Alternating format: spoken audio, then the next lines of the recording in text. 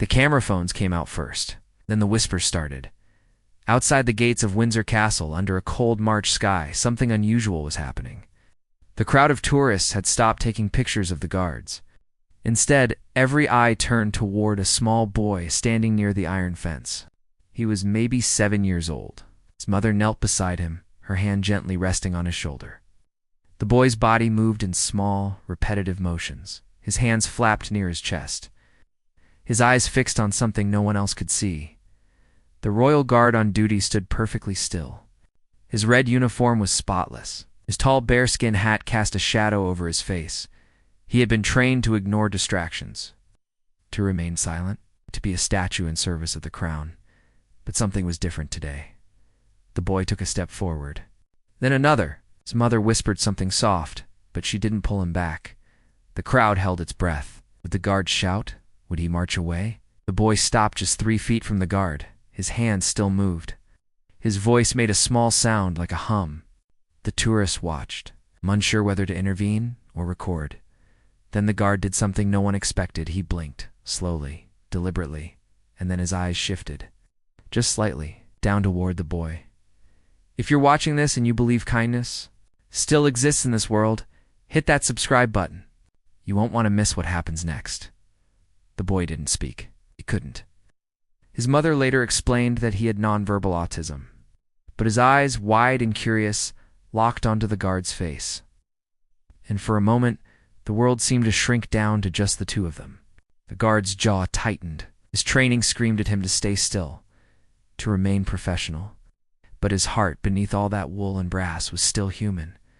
The boy reached out one hand. Slowly, hesitantly, his fingers stretched toward the guard's white glove. The crowd gasped. This was the line. Guards were not to be touched. Everyone knew the rules. Videos of tourists being yelled at for getting too close had gone viral 100 times. This was different, though. This wasn't a prank. This wasn't disrespect. This was innocence. The guard's fingers twitched. Just barely. The boy's hand hovered in the air, waiting, hoping. The mother's face showed worry, but also something else. Trust. She trusted this stranger in uniform. She trusted that maybe, just maybe, he would see her son for who he really was. 1 second passed, then 2. The tension was unbearable. Then, breaking every rule in the book, the guard moved. He didn't step back. He didn't shout. Instead, he lowered his hand. Just an inch. Just enough the boy's fingers brushed against the white glove. Soft, gentle, like touching something sacred. The crowd erupted in whispers. Some people smiled, others looked shocked. But the guard didn't flinch. He stayed there, letting the boy feel the fabric, the texture, the reality of this moment. The boy's face changed. The tension in his body melted. His hands stopped flapping. A smile, small and pure, crept across his lips, and then something even more incredible happened. Behind the guard, one of the horses shifted its weight. It was a massive black horse, standing just 10 feet away. Its eyes, dark and deep, turned toward the boy. The boy noticed, his head tilted. His smile grew, and the horse took a step forward. What happened next would be captured on dozens of phones, shared millions of times, and remind the world that sometimes the most powerful acts of kindness come from the most unexpected places. The horse's name was Wellington. He had served in the household cavalry for 4 years. He had marched in ceremonies watched by millions. He had stood through thunderstorms and fireworks without flinching, but he had never done what he was about to do. The boy's eyes went wide. The smile on his face grew into something beautiful. His mother's hand went to her mouth. She had tried for years to get her son to connect with animals, therapy horses, petting zoos. Nothing had worked, but Wellington wasn't following a script.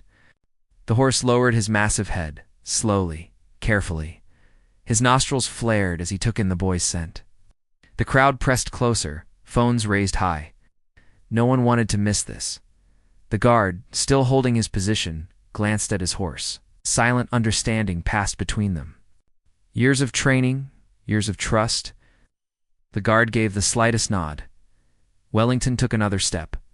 His hooves, heavy and powerful, moved with surprising gentleness. The ground trembled slightly with each step.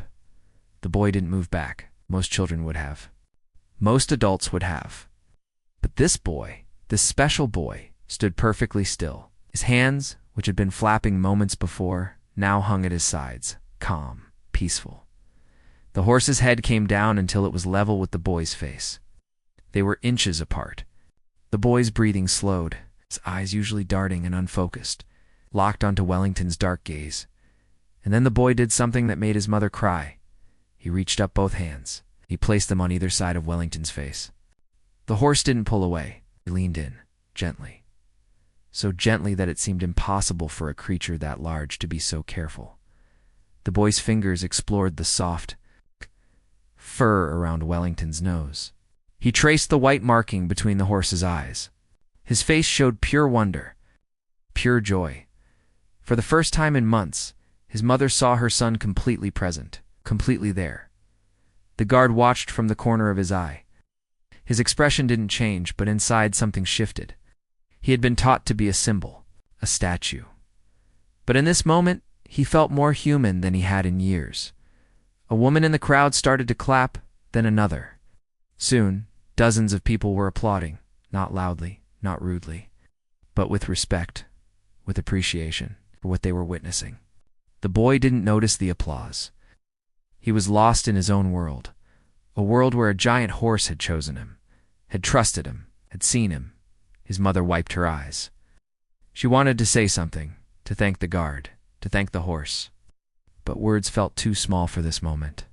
Then Wellington did something even more remarkable. He shifted his weight and lowered himself slightly, bending one front leg.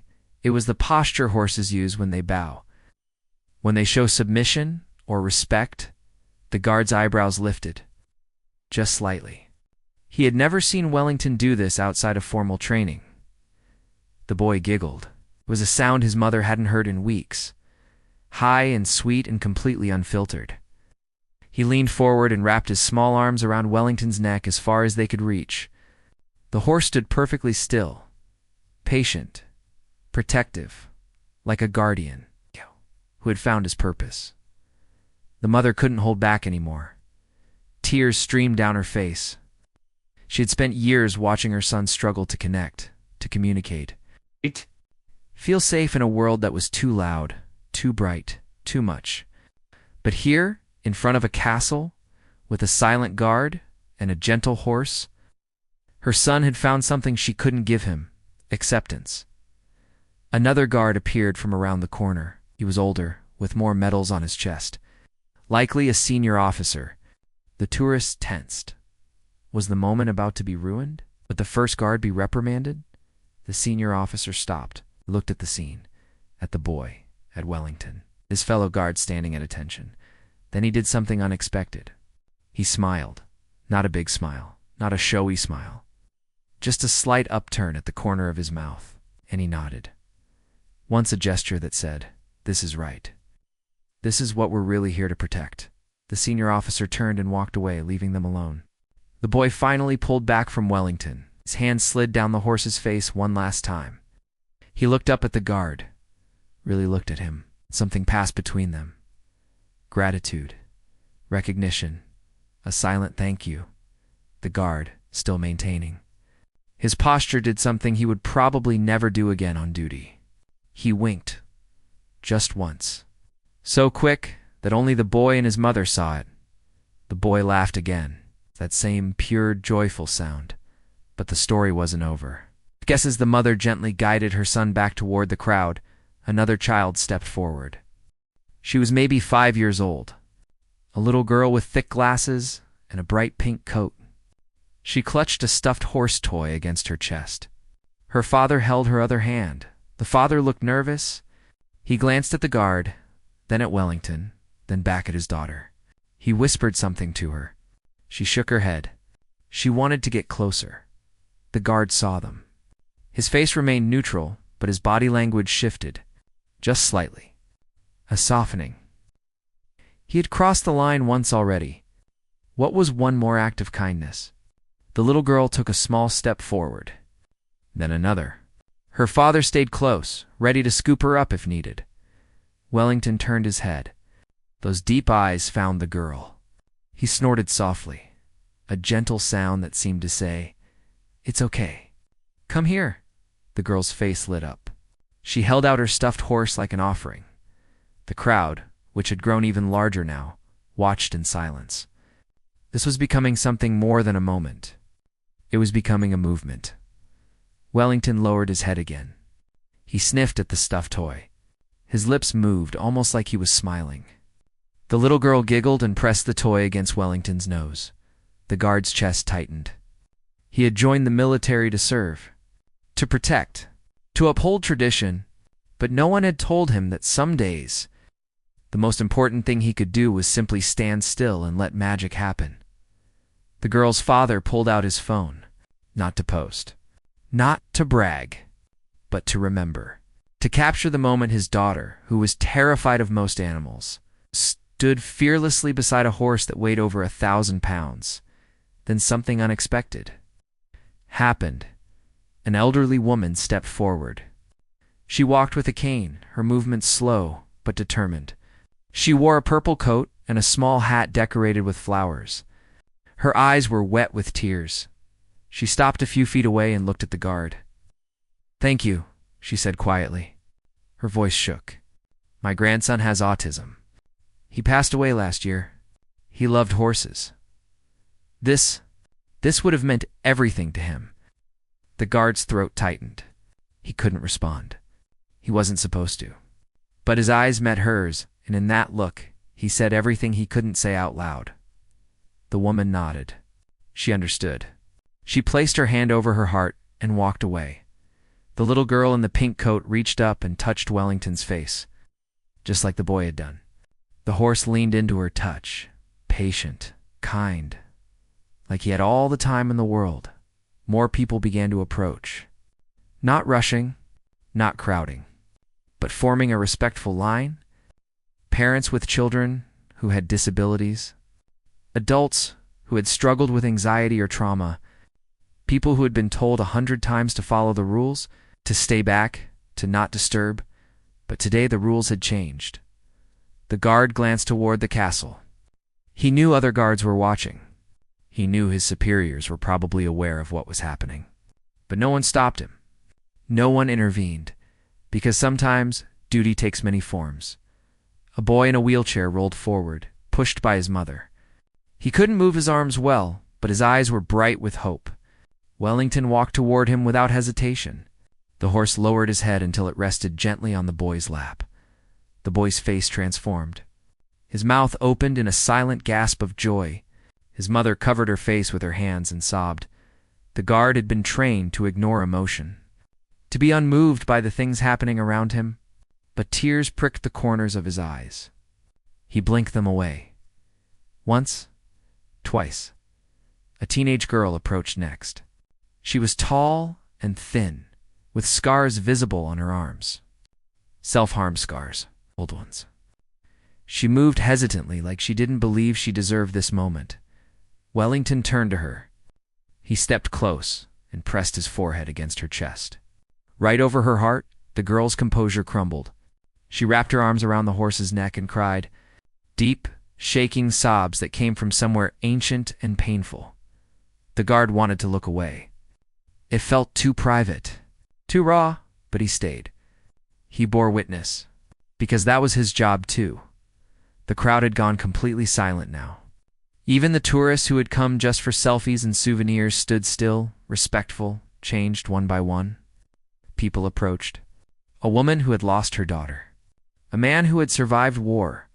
A child who stuttered so badly he rarely spoke in public. Wellington greeted each one with the same gentle presence, the same quiet dignity. The guard's legs ached. He had been standing for over an hour, but he didn't move, wouldn't move. Not until every person who needed this moment had received it. Then a man in a business suit stepped forward. He was in his 40s, clean-shaven, looking completely ordinary. But his hands shook. "I was going to end my life tonight," he said quietly. Only the guard and a few people nearby could hear. "I left work early. I wrote the letters. I came here to see something beautiful one last time." The guard's heart stopped. The man looked at Wellington, then at the guard, then back at the horse. "But watching this, .. His voice broke. "Watching you show kindness to strangers, watching this horse see people for who they really are, I think I want to stay." Wellington walked to the man. He pressed his nose against the man's shoulder, firm, steady, like an anchor. The man broke down. He crumpled forward, his face buried in Wellington's neck, and he cried like a child. The guard's eyes burned. A single tear escaped. It ran down his cheek and disappeared into his collar. No one noticed. Or if they did, they said nothing, because in that moment, they all understood. Sometimes the bravest thing you can do is let yourself feel. Let yourself be moved. Let yourself care. The senior officer appeared again. This time he wasn't alone. 2 other guards stood with him. And behind them, someone else. A woman in civilian clothes walked forward. She wore simple, elegant attire. No uniform, no title. But there was something about the way she moved. The way people instinctively stepped aside. She approached the guard in Wellington. Her face was kind, warm, and there were tears in her eyes, too. "What's your name?" she asked the guard softly. "Corporal James Mitchell, ma'am," he replied. His voice was hoarse from not speaking. "You've done something extraordinary today, Corporal Mitchell." She looked at Wellington. "Both of you." She reached into her bag and pulled out something small. A patch. It bore the insignia of the royal family, but also something else. A rainbow. The symbol for neurodiversity acceptance. "This was my daughter's," she said. "She had Down syndrome. She passed away 3 years ago. But she loved the guards. She loved the horses. She used to say they understood her better than words ever could." She pressed the patch into the guard's hand. "Keep doing what you're doing. Break the rules when the rules forget to be human." The guard's fingers closed around the patch. He nodded once. A promise. The woman smiled and walked away. Only later would he learn that she was a member of Parliament, that she had been one of the people advocating for more accessibility and inclusion at royal sites. But in that moment, she was just another person touched by kindness. The line of visitors continued.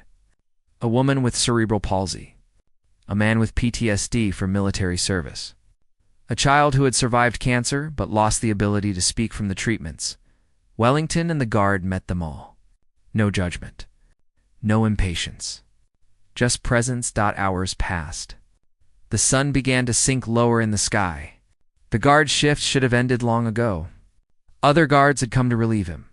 But each time, he shook his head slightly. Not yet. Wellington seemed to understand. The horse stood tall, never showing fatigue. His ears stayed forward, alert, engaged. A news crew arrived. They set up at a respectful distance and filmed. The reporter was a young woman with a microphone. She approached the senior officer. "Can we get a statement?" she asked. "This is incredible. It's already going viral online." At Wellington. At the people still waiting in line. "Sometimes," he said carefully, "the best service we can provide isn't following orders. It's remembering why those orders exist in the first place. We're here to protect. And today, Corporal Mitchell and Wellington are protecting something more important than a building. They're protecting hope." The reporter's eyes widened. She knew good material when she heard it. But she also knew this wasn't a story to exploit. This was a story to honor. She thanked him and moved away. The camera kept rolling, but at a distance, respectful, reverent. As the afternoon wore on, something beautiful began to happen. The other guards, the ones who had been standing at their posts throughout the grounds, began to soften too. When a child waved at one, he smiled. When someone asked a question, another guard answered kindly instead of remaining silent. It was like permission had been granted. Permission to be human. Permission to connect. One guard, stationed near the main gate, saw a little boy crying. The boy had dropped his ice cream. Without thinking, the guard reached into his own pocket, pulled out a few pounds, and handed it to the boy's father. Get him another one, the guard said quietly. No child should cry on a beautiful day like this. The father stared, shocked, grateful. The boy's tears stopped immediately. Word spread through the castle. The guards talked in low voices during shift changes. What Mitchell had started was becoming something bigger. A reminder. A revolution of small kindnesses. Back at the main site, the man in the business suit had stopped crying. He sat on a nearby bench, watching Wellington interact with others. His phone was in his hand. But instead of leaving to follow through with his dark plan, he was texting someone. His sister. A message that said, "I'm still here. I need help. Can we talk?" Her response came in seconds. "Oh, thank God. Yes. Where are you?" "I'm coming right now." He looked up at Wellington. At the guard, and he mouthed two words, "Thank you." The guard saw. He didn't respond. Couldn't? But his posture straightened, because he understood now. Today wasn't about ceremony. It wasn't about tradition. Today was about saving lives. An old veteran approached. He wore his medals on his chest. His back was bent from age and injury. He stopped in front of the guard and saluted. The guard returned the salute. Sharp, precise. "I served too," the veteran said. 40 years ago, and I'll tell you something, son. What you did today took more courage than any battle I ever fought." The guard's jaw trembled. He nodded. The veteran reached out and shook his hand. Man to man. Soldier to soldier. Wellington nudged the veteran's shoulder gently. The old man laughed, a sound rough and warm, and patted the horse's neck. "Good boy," he whispered. Good boy." The sky turned orange. The crowd began to thin. The day was ending. But the impact of what had happened would last much longer. The senior officer approached again. "Mitchell," he said, "it's time." The guard nodded. His legs were numb. His back ached, but his heart felt lighter than it had in years. "Yes, sir. Before you go," the officer said, "I want you to know." This was reported all the way up. All the way to the top? Mitchell's stomach dropped. Was he in trouble? Had he destroyed his career? The officer saw his fear and smiled. "They want to commend you. You and Wellington both. This is exactly the image we should be showing the world." Relief flooded through Mitchell. He exhaled. "But, sir, I broke protocol. You saved lives," the officer interrupted. "That's what I'll be putting in my report. That's what history will remember." Wellington snorted, as if agreeing. The guard allowed himself a small smile. But as he prepared to lead Wellington back to the stables, one more person stepped forward. It was the mother. The first one. The woman with the boy who had autism. She walked forward, holding her son's hand. The boy looked tired but peaceful, content in a way she hadn't seen in months. "I don't know if you can talk to me now," she said, her voice shaking. "But I need to tell you something." The guard looked at the officer. The officer nodded. Permission granted. "You can speak," Mitchell said softly. The mother's eyes filled with tears again. "My son's name is Oliver. He's 7. He was diagnosed with severe autism when he was 2. For 5 years, I've watched him struggle to connect with the world. He doesn't speak. He doesn't like to be touched. He gets overwhelmed by noise, by crowds, by everything." She paused, trying to compose herself.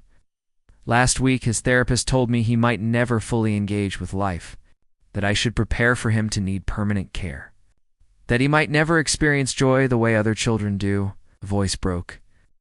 "But today, I watched my son connect.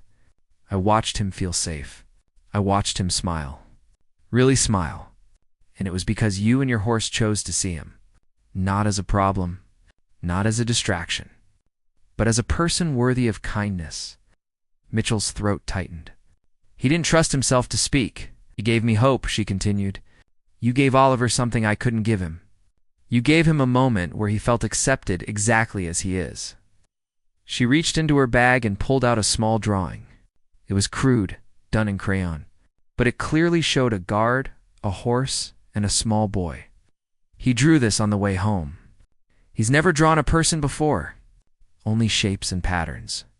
But he drew you. She held it out. Mitchell took it carefully, like it was made of glass. Thank you, she whispered. Thank you for breaking the rules. Oliver looked up at Wellington one more time. He raised his hand. A small wave. Wellington bobbed his head. Up and down, like he was waving back. Oliver laughed. That pure, joyful sound. The mother bent down and hugged her son.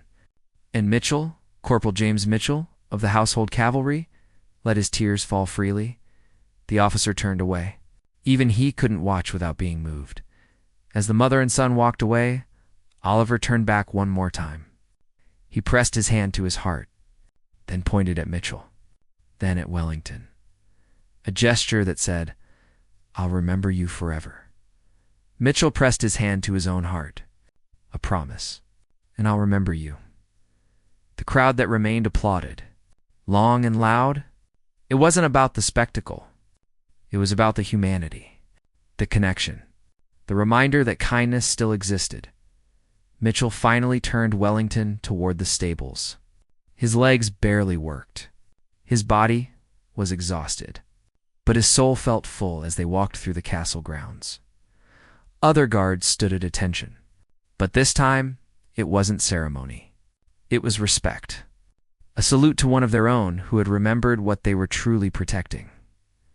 Inside the stables, Mitchell removed Wellington's ceremonial tack. The horse stood patiently, as always.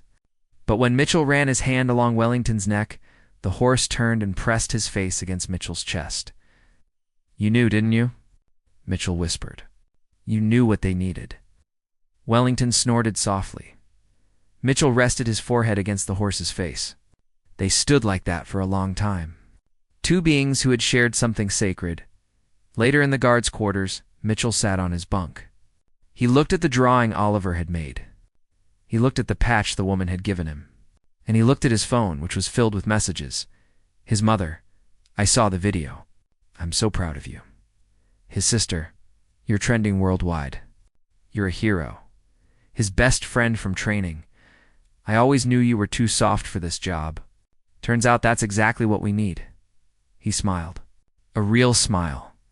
Not the professional mask he wore on duty, but the message that meant the most came from an unknown. Number, this is Oliver's mother. I wanted you to know. Tonight, for the first time in 3 months, Oliver slept through the night. No nightmares. No panic. Just peace. You did that. Thank you. Mitchell set the phone down. He lay back on his bunk and stared at the ceiling. He had joined the military to make a difference, to serve something greater than himself.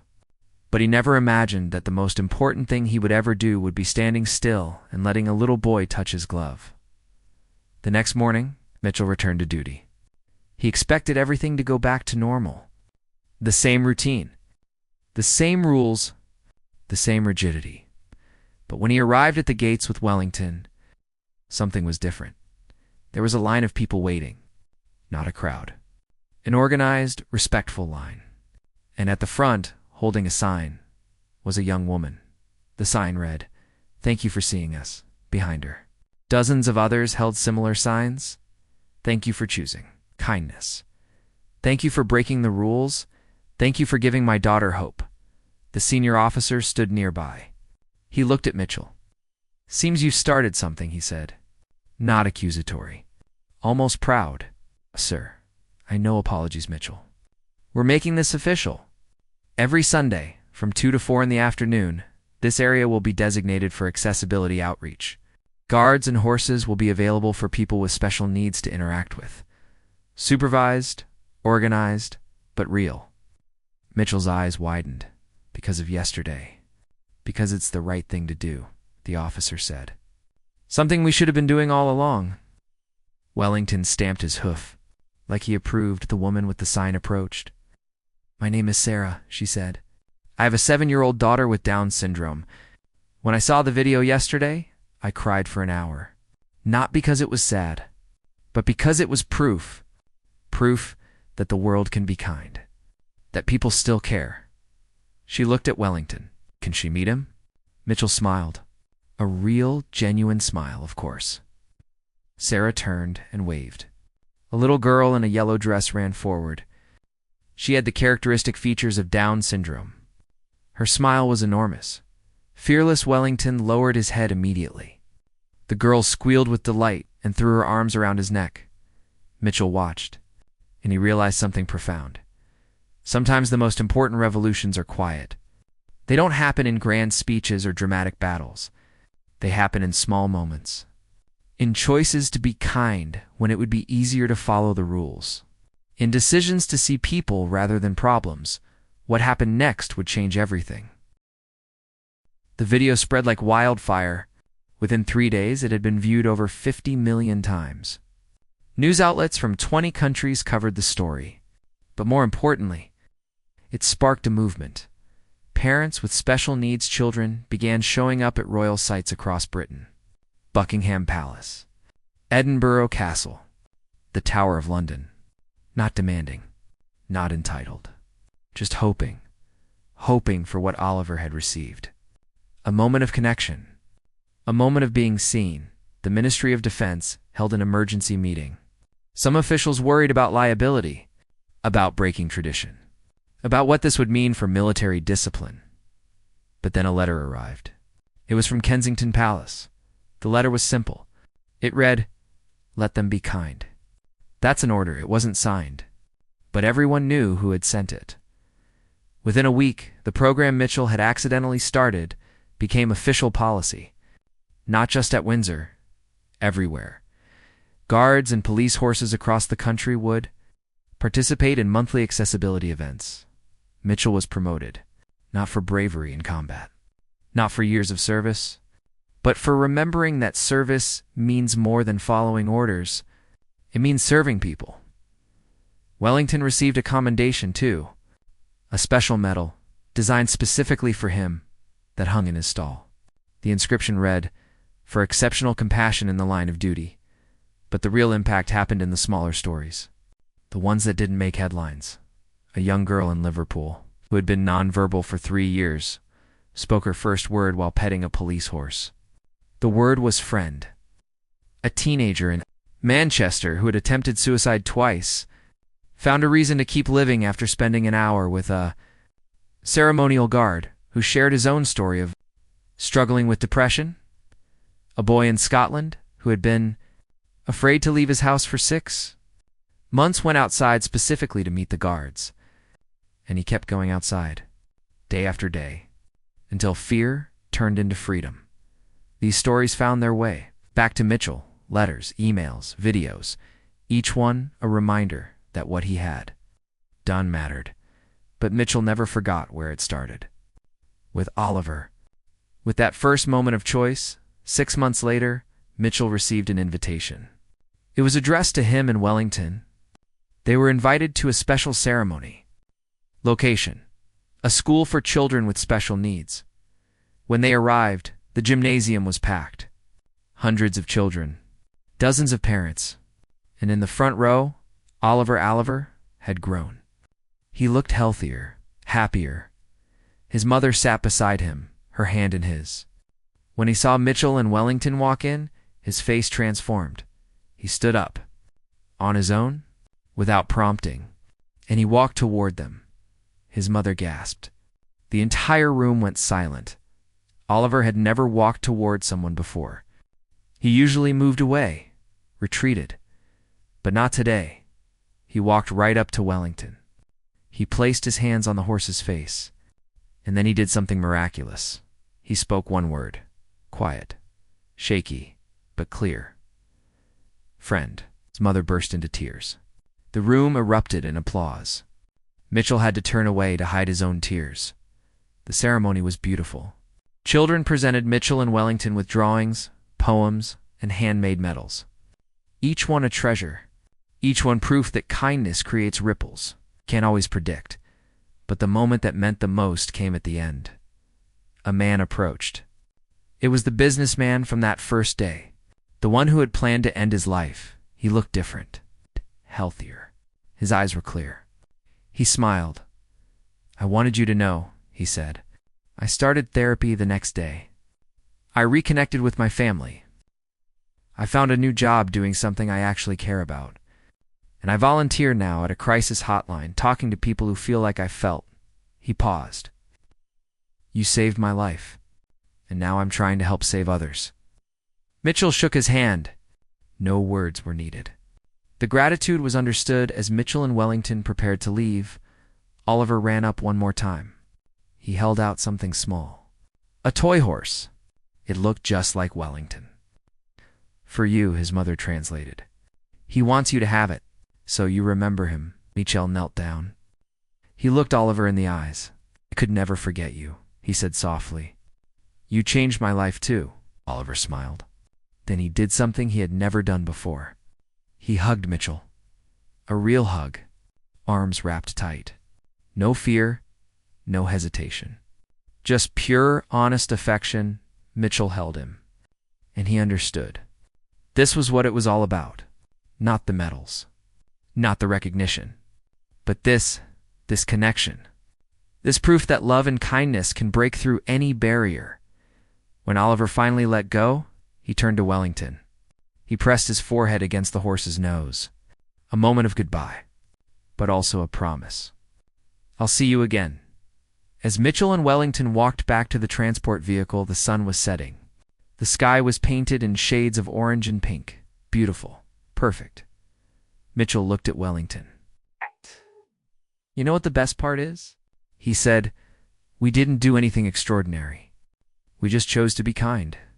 That's it. That's all it took. Wellington snorted, like he had known all along. The story spread even further. Schools began teaching it, using it as an example of compassion, of courage, of what it means to truly see another person. Mitchell received letters from around the world. From Japan, from Brazil, from South Africa.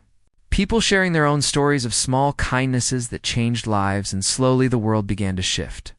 Just a little, just enough, people started paying attention to those who were different. Not with pity, but with respect, with curiosity. With kindness, businesses created accessibility programs. Communities organized inclusive events. Strangers helped strangers not because they had to, but because they wanted to. It wasn't perfect. It wasn't complete. But it was progress. And it all started because one guard decided that a little boy mattered more than the rules. Years later, Mitchell retired from service. He and Wellington retired together. They moved to a farm where Wellington could spend his days in peace. But they didn't stop their work. The farm became a sanctuary. A place where children with special needs could visit, could ride, could connect. Oliver came often. He was a teenager now. He still didn't talk much. But he didn't need to. His presence said everything. He would spend hours with Wellington, brushing him, feeding him, just being near him.